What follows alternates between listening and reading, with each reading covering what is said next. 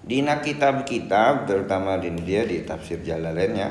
Jadi lamun ngagambarkeun Abdullah bin Ubay itu selalu saja dia tidak ikut perang, menghalangi orang berangkat jihad, berangkat perang. Contohnya tuh. Nah, sebetulnya tokoh ini itu jauh lebih kurang ajar gitu. Karena begini. Kan ini ditambahan seetiknya dina Jalalain ya. Zaman Rasul itu ada perempuan yang suka dijual belikan, suka disebut amat. Nah, namun urusan amat gitu, itu apapun boleh, ya apapun boleh. Mau ditiduri gitu, itu boleh amat itu. Nah, kalau nanti amatnya punya anak dari tuannya gitu, nah itu anaknya itu ya kumaha tuannya. Nah, rek jadikeun amat atau jadi merdeka. Itu kumaha tuannya we. Jadi amat mah walaupun apa istilahnya teh rek dipake gitu ku muslim itu no problem gitu. Amat. Nah, ada satu tradisi yang dibikin ini pertama kali dalam sejarah Arab gitu ya. Pertama kali dalam sejarah Arab. Jadi Abdullah bin Ubay itu dia beli amat. Jadi amat itu dibeli, nugarulis gitu. Lalu si amat itu oleh Abdullah bin Ubay disuruh muncak bahasa orang ayeuna melacur. Jadi si amat itu tuh amat itu kan kudu taat katuannya kan. Nah, jadi si amat itu sok layani tuh si A, si B, dibayar ke si A, si B. Nah, itu yang pertama kali bikin tradisi begitu tuh Abdullah bin Ubay. Nah, waktu itu dilematis gitu. Maksudnya dilematis tuh begini. Mau dihalangan gitu. Kan eta teh amatna Abdullah bin Ubay. Ari amatna bukan kumaha Abdullah bin Ubay kan? Nah, tapi dalam sejarah Arab tidak pernah orang punya amat lalu amatnya itu disuruh ngalacur, nggak pernah. Nu pertama kalakuan jika gitu pedut teh Abdullah bin Ubay. Cek urang nya bahasa ini germo. Nah, saya tidak mendapatkan gitu ya di kitab-kitab atau di apa yang pernah saya baca. Rasul itu istilahnya tenonnya menutup gitu atau ulah gitu. Ya, ulah dikitukeun amat teh gitu misal atau Rasul teh ngalarang gitu nggak ada. Itu artinya emang amat itu kumaha tuannya gitu. Cuman Abdullah bin Ubay itu bikin satu pemikiran, bikin satu tradisi anu sebenarnya orang Arab itu nggak pernah begitu. Katakanlah Abu Jahal gitu. Abu Jahal itu punya banyak amat. Tidak pernah amatnya itu disuruh dilacur. Wah, Abu Jahal. Abu Lahab gitu. Atau Abu Sofyan barulah sebelum muslim misal. Enggak pernah di tradisi Arab itu amat lalu disuruh jual diri gitu. Lalu pertama kali ngalakukan itu siapa? Abdullah bin Ubay. Aduh mata kabayang gitunya. Kesalna Rasul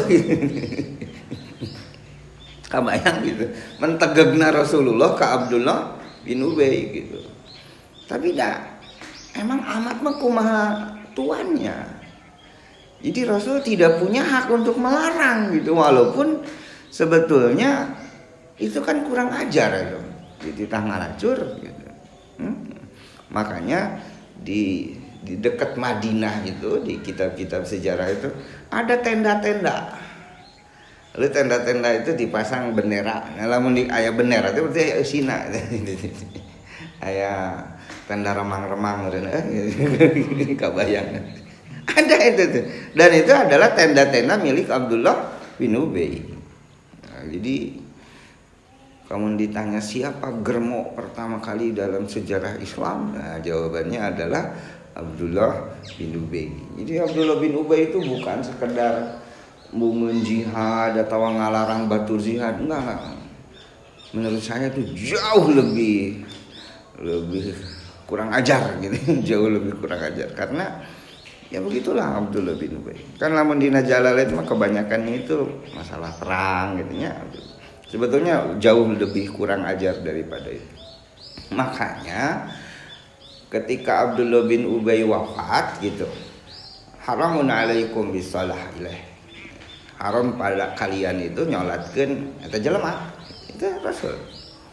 Itu Rasul itu haram mensalatkan Abdullah bin Ubay. Walaupun anaknya itu datang ke Rasul. Rasul cina bapak saya wafat begini. Pokoknya Rasul enggak haram tuh. Nabi Muhammad bercerita bahwa Abdullah bin Ubay munafik itu kan setelah beliau wafat. Sementak sebelum dia wafat mah diperlakukan biasa saja karena lisannya berikrar syahadat, lalu dia sholat, gitu, biasa saja. Setelah dia wafat baru dia dicap ke Rasul sebagai munafik. Makanya kepada orang hidup itu Anda jangan ngomong wah siapa munafik, kalau gitu nggak boleh lah, ya. Saya sempat ngabejaan gitulah ke orang sini. Janganlah gitu walau karihal munafikun. Bayang walau karihal kafirun, walau karihal musyrikun, dan walau karihal munafikun nama lewat gitu. Lewat. Karena orang itu kita itu tidak gampang gitu mendeteksi dia itu munafik gitu.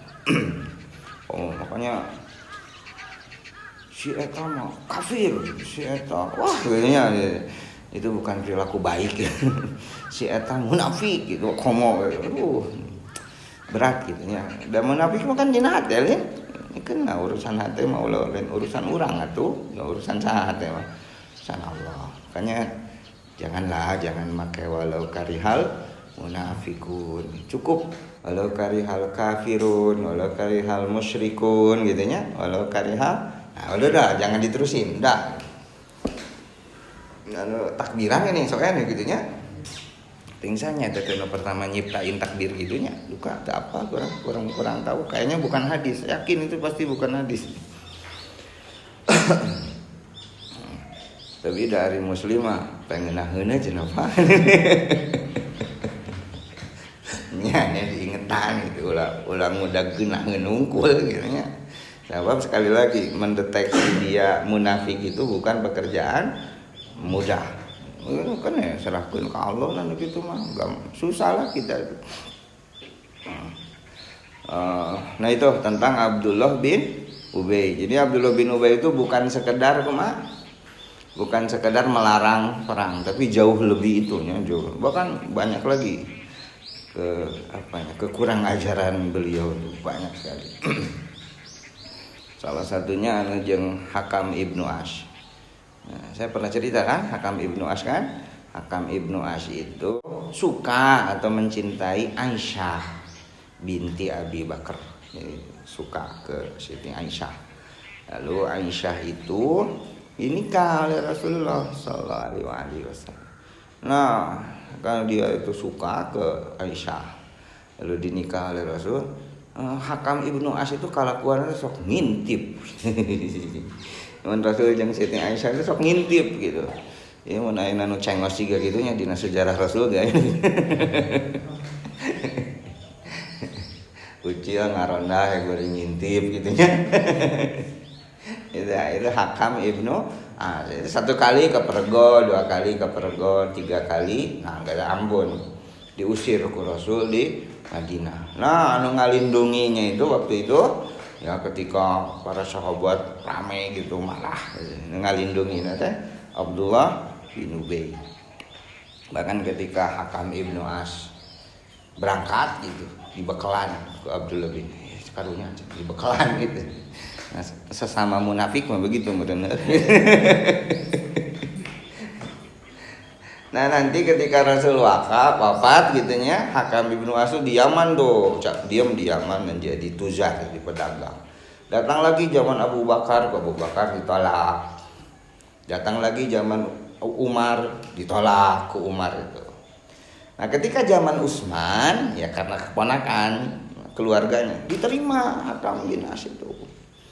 Bahkan anaknya Hakam bin As, Marwan bin Hakam. Itu anaknya Hakam ibnu As dijadikan sesnek, dijadikan sekretaris negara oleh kekhalifahan Utsman bin Affan radhiyallahu anhu. Nah, di sana mulai chaos. Sampai di sejarah disebut al-fitnatul kubra. Adalah itu nanti lagi ngomong sejarah itu. Kembali ke jalan lurus, orang teruskan tafsir.